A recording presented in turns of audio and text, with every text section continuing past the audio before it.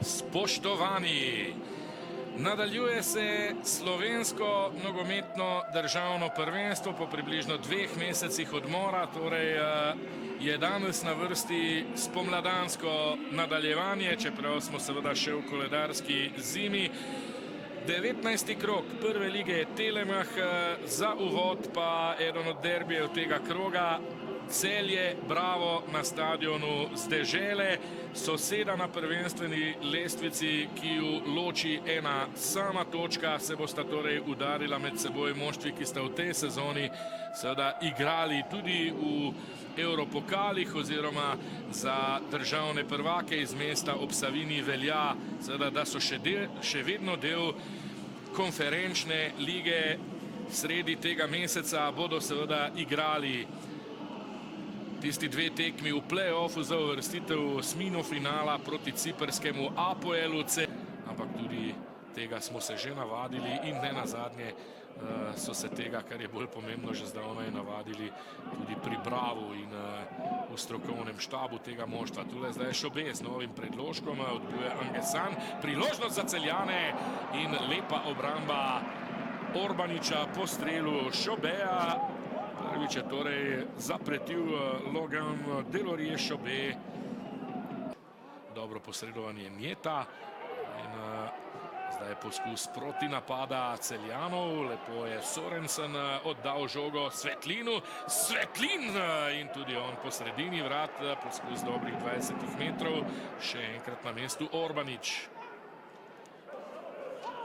Pa na medsebojnih tekmah na stadionu z Dežele 8 zmag za Celjane, pa 2 remija. Kot rečeno, enkrat samkrat je tu slavil Bravo, skupno pa 11 zmag Grofov, 7-krat so slavili Kanarčki. Tole je zdaj priložnost in gol! 1-0, strelec pa Šobe potrjuje tisto, kar sem že nekajkrat dejal, da naj bi bil resnično prav on največja celjska okrepitev. Poglejmo zdaj, kakšen odgovor lahko pripravi Bravo. Tule takoj velika priložnost in izenačenje Gašper Trdin. Gašper Trdin, manj kot minuto so bili Celjani v prednosti, ko je na drugi strani torej udaril Trdin s svojim 3. golom v sezoni in prvič v majici Celja je premagan 25-letni portugalski vratar Ricardo Silva. Zadev je trenutno poškodovani Kučis, pa avtogol prav tako poškodovanega Bravovega branilca Jakšiča. Posledno tole priložnost, spet lepo in gol! Novinca sta zdaj kombinirala. Zadev je Kristalino Atemona po podaji Venusta Babulaja. Bravo do preobrata v 33. minuti. Gostje torej vodijo z 2-1, strelec pa novinec v ljubljanski obrambi Kristalino Atemona. Stanković. Babula, izjemno spreten je Babula. Stanković išče prostor za strel, našel ga je, sprožil in kakšna obramba Silve. Zdaj so bili Ljubljančani izjemno blizu še 3. zadetku. Enega nogometaša v začetni 11-terici, ki na tole posmemo. Brnič gol!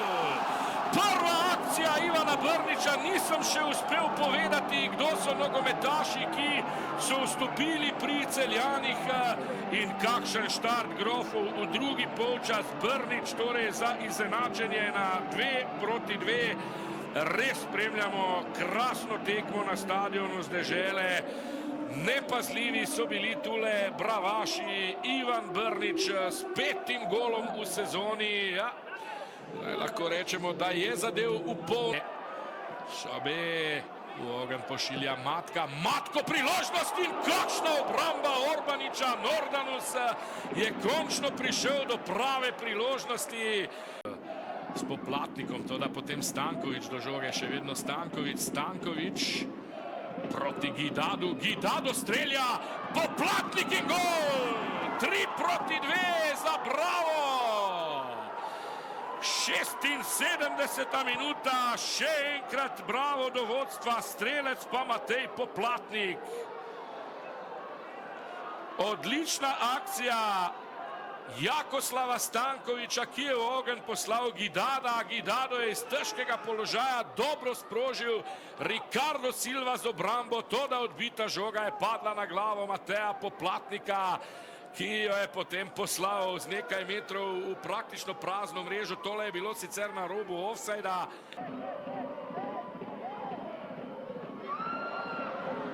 Gidado na drugi strani, pa Stankovič, Stankovič v sredino, Poplatnik, to je bila meč žoga za Bravo.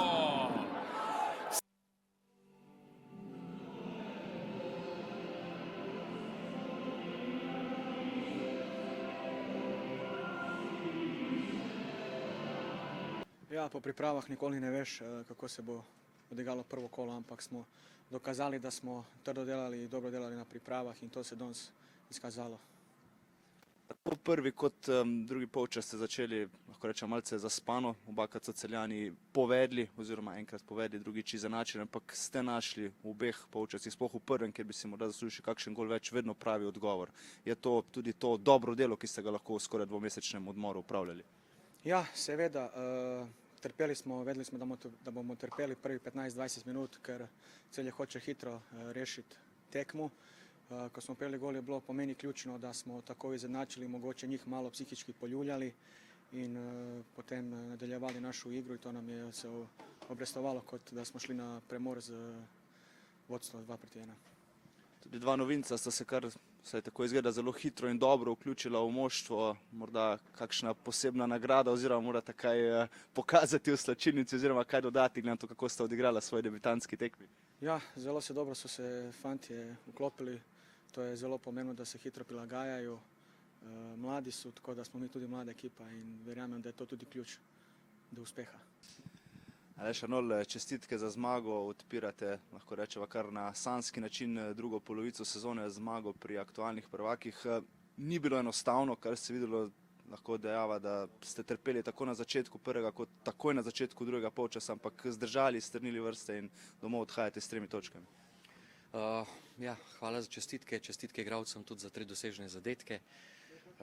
Vesel sem, da smo v prvenstvu spet pokazali to, da smo sposobni zabijati, kar smo kazali že v prvem delu sezone. Tekma nenavadna, mogoče se je malo poznalo, da je šlo za uvod, predvsem nam, v določenih trenutkih tekme odlični. Predvsem je pa v oči bodlo, da smo izgubili ogromno število žog, bi rekel neizsiljenih, ko nasprotnik ni pritiskal na nas in ko nam je dovolil ogromno prostora in smo tukaj izgubljali ritem igre. Je pa res, da na koncu je potrebno tudi kvalitetno obraniti 16-metrski prostor in mi smo to počeli. Bilo je kar veliko nenevarnih strelov, ki jih je Orban z lahkoto pobral. Zadržali smo koncentracijo, izkoristili svojo priložnost v drugem polčasu in v določenem trenutku se tako nabira točke. V prvem polčasu mi je pa žal, da nismo zabili še tiste tretje, ker bi tekmo res prevesili v drugo smer in pa že pred Matejevim zadetkom je imel v bistvu čisto situacijo, kjer bi lahko že povišal, tako da ustvarili smo danes večkrat dovolj, ampak premalo zadetih podaj v trenutku, ko je bilo to preprosto, da nam bi omogočili bistveno bolj mirno tekmo. Omenili ste te gole, tudi za Mateja verjetno pomembno, da je takoj v drugem delu sezone začel z golom. Vemo, da je imel nek način manjšo strelsko krizo v prvi polovici sezone, verjetno bo to tudi koristilo moštvu v nadaljevanju. Sigurno, Matej ne samo to, danes je tudi ogromno delal brez žoge, tako v branjenju kot v teh odbitih žogah, drugih žogah. Predvsem pa tako, kot sem rekel, Matej je rojen strelec in jaz sem prepričan, da nam bo on tukaj z goli pomagal in se mi zdi tudi za njegovo samozavest ključno. Ključno se mi pa zdi tudi za ekipo, da smo spet dodali nove 3 točke in da smo dobili neko potrditev, da se na naš način da osvajati točke. Še morda na kratko ocenili predstavo novih igralcev v ekipi, takole na prvi pogled je delovalo dobro, tudi vključevanje pri obeh dveh prvih doseženih goljih, kar vas zagotovo razveseljuje pred nadaljevanjem. Ja, moram reči, da sta in Onš in Kris odlično držala v sredini v našo obrambno linijo in da je tudi Venus naredil razliko v prvem polčasu ogromno, ker je zmanjkalo par centimetrov, da bi iz tega prišli do zadetka, tako da jaz sem s fanti zadovoljen. Sigurno se pozna v določenem trenutku še neka neuigranost ali pa določeno neprepoznavanje trenutkov, ki bi jih lahko koristili, ampak to je povsem normalno. Mi bomo vsak dan delali za to, da se počutijo domače in da čim prej pridejo v naš način igre, ampak tako kot vse ostale, danes pač ne morem nikogar oceniti za slabo oceno, ker zmagati v Celju, ki je bilo danes visoko motivirano, ki si praktično veliko napak ne sme dovoliti v borbi za prvaka, je velik rezultat in jaz to močno cenim in igralcem čestitam. Tamer, zagotovo začetek drugega dela sezone, kakršnega si niste želeli. V tekmo ste vstopili dobro, hitro, našli vodilni gol, potem je Bravo odgovorilo na to, spet drugi polčas, hitreje si praktično gola ne bi uspeli oziroma mogli zamisliti. Potem pa je zmanjkalo nekaj za tistega tretjega, ki bi verjetno prevesil tekmo vašo korist. Kaj se je na koncu zgodilo ključnega, da je Bravo danes zapustil Celje s 3 točkami? Ja, mislim, da nekako preslikava prvega dela sezone. Do našega prvega gola mislim, da smo dominirali, imeli več nekih situacij, da ustvarimo priložnosti, dali ta gol in pa smo ga enostavno takoj dobili. Pa smo bili v šoku, dobili še drugega in nekako do konca prvega polčasa se nismo čisto stavili. Drugi polčas pa vse ste videli, mislim, da neka totalna dominacija, ampak to je pač nogomet. Cel polčas smo bili nekako na njihovih 30-40 metrov, si ustvarjali nekaj par priložnosti, tudi zabili hiter, ampak na koncu enostavno ni bilo dovolj. Oni so imeli na koncu 2 situacije, zabili gol in res težki občutki. No. Omenjali ste to ponavljanje z prvega dela sezone, nekaj, kar se tudi pri Celju ponavlja, je veliko število prejetih golov. Kaj spremeniti v tej smeri, da bi se malce zgostila obramba in da ne bi toliko več padali goli v vašo mrežo? Ja, na tem smo veliko delali zdaj na pripravah, ampak enostavno včasih imamo občutek, da vse, kar oni streljajo na gol, je gol. Ampak ne vem, treba pač se nekako spet zbrati glave gor, čeprav je res to ten težek poraz, katerega si, ne vem, če smo si jih čisto zaslužili, ampak to je nogomet. Kot sem rekel, v prvem delu sezone so se nam ponavljale iste stvari, veliko golov smo zabijali, še več jih pa dobili skoraj. Ampak moramo dati glave gor, glave skupaj vstati ekipa, analizirati spet to tekmo, kaj bi mogli bolj delati in čaka nas Maribor, zelo pomembna tekma.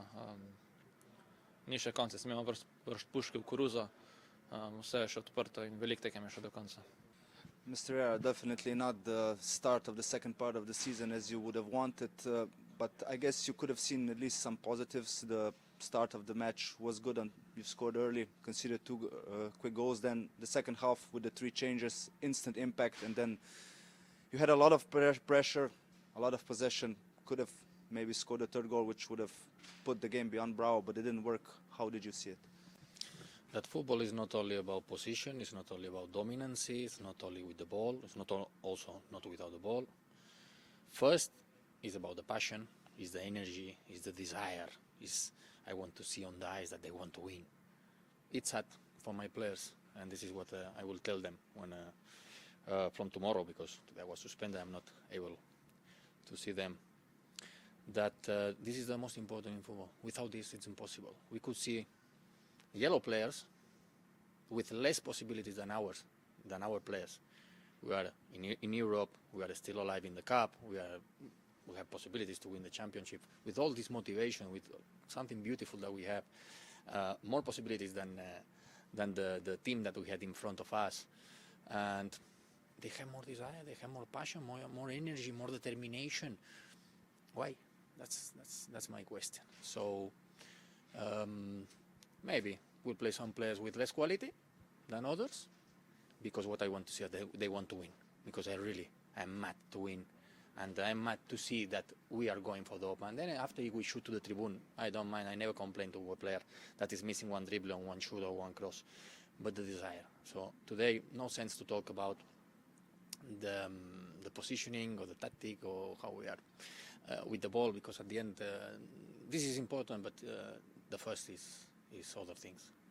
Today, when you didn't have the chance to be at the baseline or the touchline of the pitch, did you still manage to get some information to Pablo or vice versa to help the team perform better? Now they know the player, how important I am. Now this is what I will tell them, yeah. Because this desire and this passion, it has to be also from me. But the players. I mean, a player without this determination is impossible to win games. It doesn't matter if you are Liverpool, if you are Bayern, if you are Juventus. You cannot go walking on the pitch. You have this rhythm and you have this we'll see what is happening, it's impossible. So even you have more quality than the opponent, it doesn't matter. So yeah, that's my complaints with them, and I will change it. I will change it. I'm sure that I will. Yeah, just for the last thing, you say the changes must come quick because matches will come quick for you as well, Maribor and Europe. So I guess you need to get your ideas fast into the players. No. Again, I repeat, it's not about the ideas. The ideas you could see on the pitch because we have total dominancy on the game. You could see we avoid the best things that is doing the opponent, that is pressing, because they couldn't press us on the way how we are positioning, on the way how we play. So we avoid the best that is doing our opponent, they couldn't do. And still like this, we concede 3 goals very soft, very soft. So you concede 3 goals, forget, you cannot win many games if you concede every game 3 goals. So it's about this, it's about the duels, it's about the intensity, it's to be better than if I'm a center back, I need to be better than the striker and all these things. So this commitment, we have to change it if we want to be a good team.